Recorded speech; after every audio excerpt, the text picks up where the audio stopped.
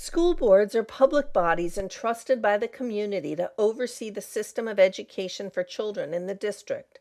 As elected officials, school board members are expected to act with integrity and adhere to the highest ethical standards. Public confidence in the education system is driven by public faith in the competence and integrity of school board members. The VSBA strongly recommends these guidelines for effective and ethical board operations. Although citizens and school staff will assume you can exercise power in various ways, board members don't have any legal authority outside of the board.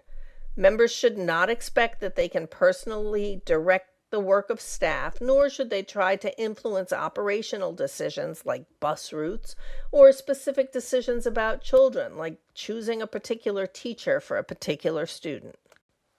We've already talked about executive session, but it's really important to remember that they are sensitive and disclosure can potentially infringe upon individuals' privacy rights. Plus, board trust depends on the understanding that what is shared in executive session stays in executive session.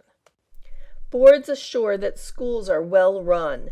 They do not run them. This is one of the most important messages for board members, so it's worth repeating here and to your board members. Board members must avoid actual or perceived conflicts of interest. The integrity and credibility of the board depends on public trust that board members are making decisions based on what's good for students and taxpayers. If there's any question about the existence of a conflict of interest, it's best for that board member to abstain from the topic entirely. It's highly likely that a potential personal conflict will arise during the tenure of a board member, so members must be vigilant. When one member perceives a potential conflict for another board member, the integrity of the process dictates that the potential issue be raised. Board members can disagree with the outcome of a vote, but should respect the functioning of the board and the final decision.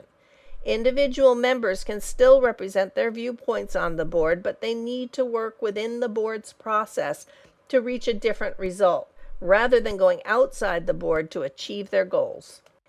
To make sure these principles guide your work as a board, VSBA recommends that all members agree upon and sign a code of ethics. It's best to do this right after elections at the annual board reorganization meeting. There's a sample code of ethics linked to the toolkit for your convenience.